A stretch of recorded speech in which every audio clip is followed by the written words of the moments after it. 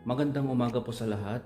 Bago kami aakyat sa kabundukan ay buksan po muna natin yung pinadala sa akin ni Nanay Mia. Bali nung nakaraan pa po ito pinadala, kaya lang sobrang busy. Kaya ngayon bubuksan na po natin. Ano kaya ang laman nito? Abangan po natin.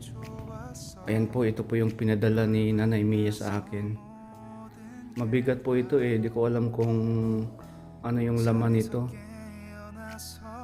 Yung napaka malaking box at mabigat. Kaya bubuksan na po natin para malaman natin kung ano po yung laman nito.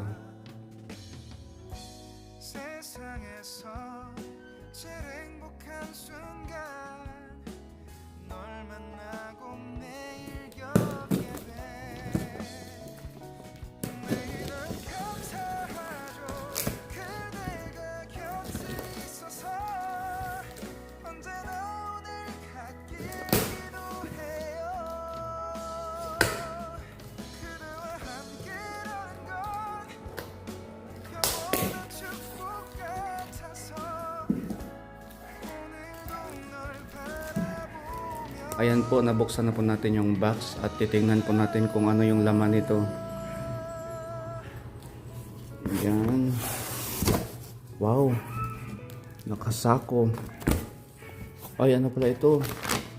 Adult formula dog food. Ay, dog food pala ito. Para ito sa ano pala? Para pala ito sa kaibigan nating aso doon sa bundok.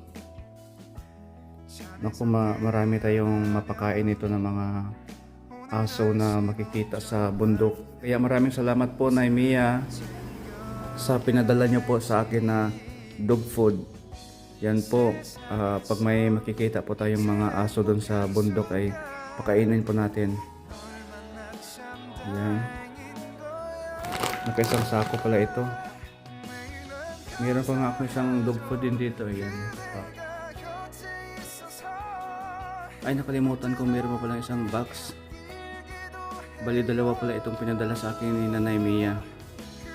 Yan, dalawang box pala ito. Yan, bubuksan rin natin, titingnan natin kung ano yung laman nito. Ayan, bali dalawang sako pala itong pinadala sa akin ni Nanay Mia.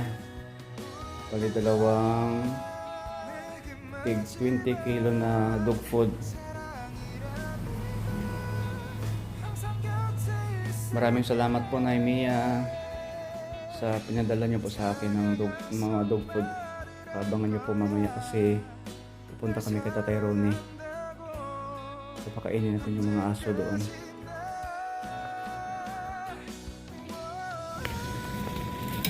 Ayan, nandito na yung kaibigan kong aso. Ayan, tumatakbo, nagmamadali. Ayan. Alam niya na nandito na kami.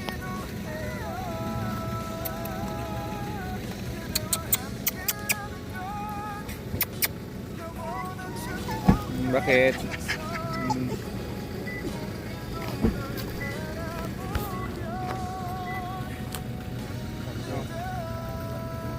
ko na. Stop na. Bigat niya kayo din. Tara, kain na. Pag walang spring yun. Ayan po, Nanay Mia, nandito na po ako ngayon sa kabundukan. Kararating lang namin. Ayan, ang sarap ng papaya, oh. May hinog na. Yan po. Yan. May hinog na yung papaya. Ito po, Nanay Mia, pakainin na po natin yung kaibigan nating aso. Ayan, maraming salamat po ulit, Nanay Mia. At saka mamaya po pag may mga ibang aso ay bibigyan po din natin ng mga dog food po.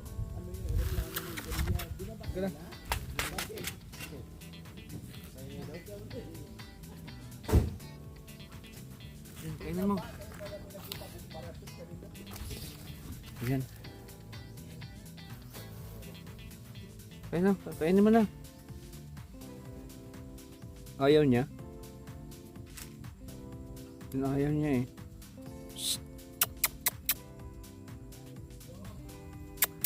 Ito, kainin mo.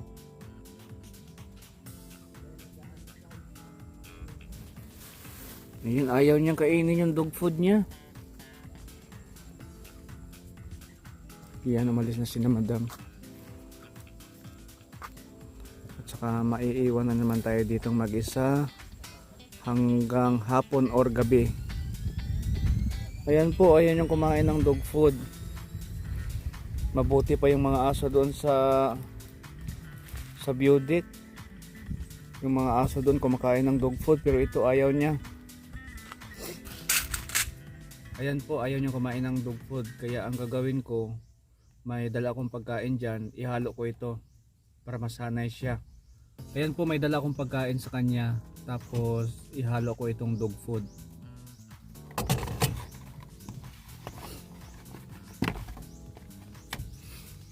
Pero ang ibang aso dito kumakain ng dog food. Ito lang hindi, ayaw niya.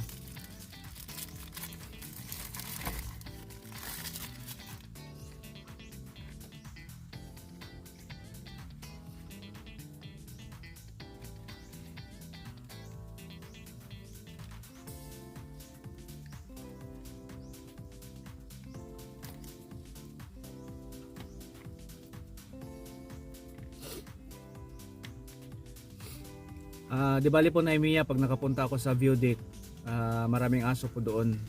Bibigyan din po natin ng mga dog food doon. Kasi nung pumunta kami doon nung nakaraan, may dala akong isang balot na dog food, kumakain po sila.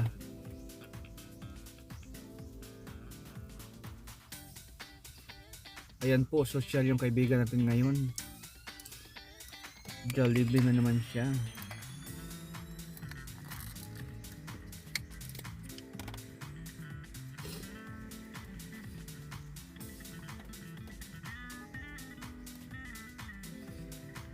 Ayan, tap. Hintay ka.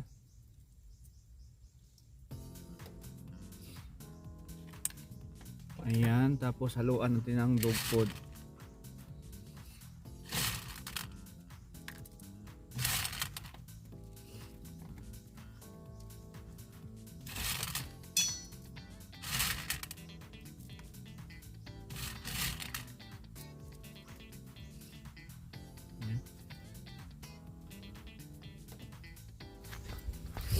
Ayan, kain ka na.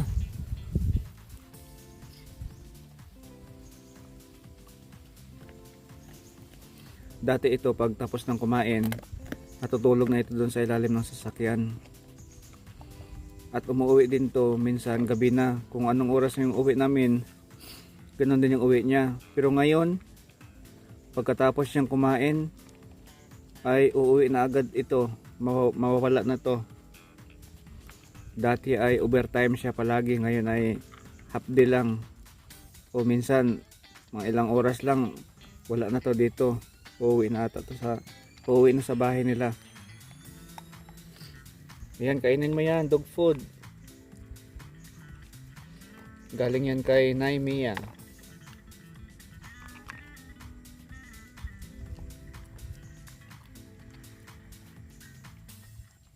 Medyo tumaba na po ito eh. Kaya lang mga 4 na araw kami bago nakabalik dito.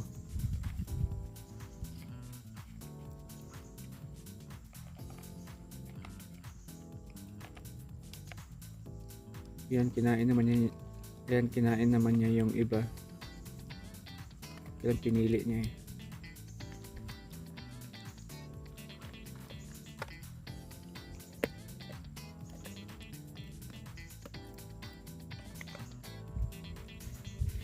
Taga-kain niya po ay haluan po natin ng dog food para masanay po siya. Para pag nasanay na siyang kumain ng dog food, yung may-ari ay bibigyan ko ng dog food, iwanan ko ng dog food para kung sakali na hindi kami makapunta dito ay mapakain niya itong aso niya.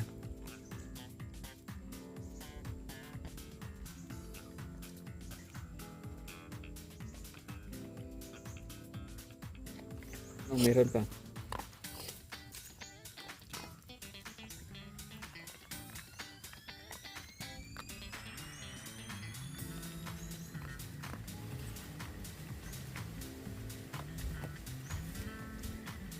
Ayan, pagkatapos mong kumain, huwag ka munang umalis. Samahan mo muna ako dito para may kasama ako. O yan, kainin mo rin yan. Yan po, oh. Wala na, kinain din niya yung hinalo ko.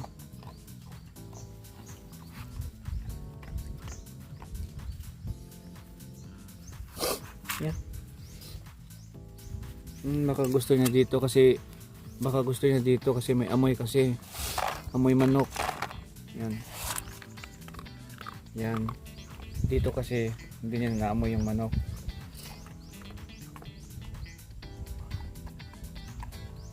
Ayan, pagkatapos siyang kumain ay bigyan natin ng tubig.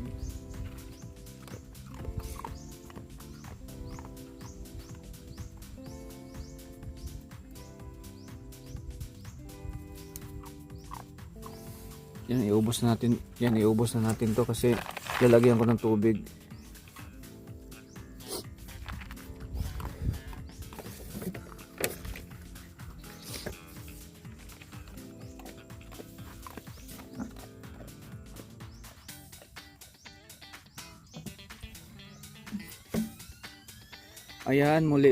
Ayan muli, salamat po, Nay Mia. Ayan, medyo sinipon ako ngayon kasi halos puyat kami gabi-gabi eh. Kagabi nakauwi kami, mga alas 12 na. At nakatulog ako kagabi mga alauna. Siyempre pagdating namin sa bahay mga alas 12, kumain, tapos pahinga konti, tapos half bath. Kaya mga alauna na kami nakatulog. Tapos nagising na naman ng maaga. Ayan, tapos na siyang kumain. Aalis na yan siya.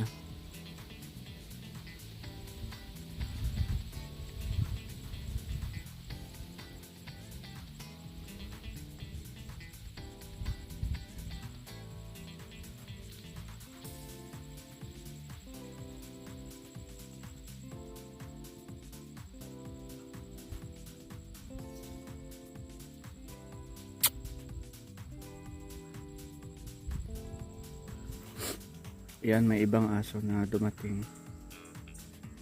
at binigyan natin ng dog food, kaya lang parang ayaw niya. Kainin mo yan.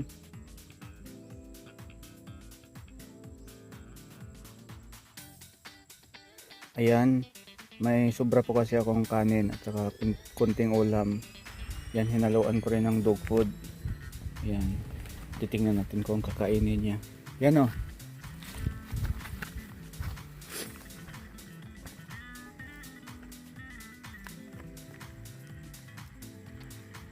Ayan, wala na dito yung isa kong aso. Umalis na. Kung nandito yon, hindi ito makakain kasi nagagalit kasi yon. Inaaway niya yung mga ibang aso.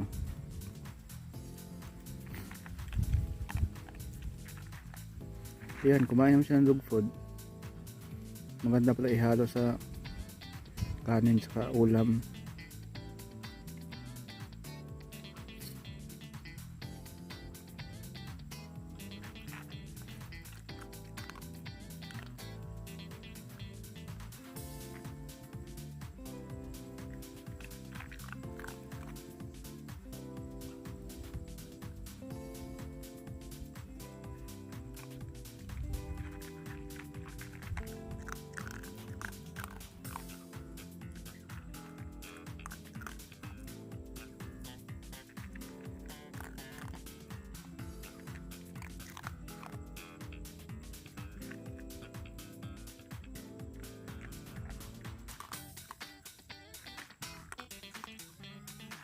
Kain pala.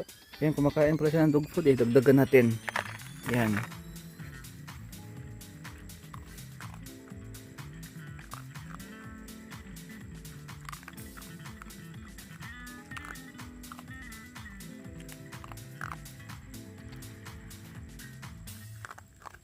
Yan, kumakain siya.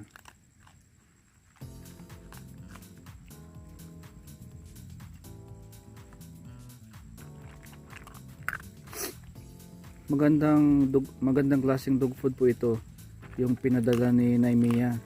Kasi yung ibang dog food kasi yung parang malagkit, dumidikit sa ngipin nila.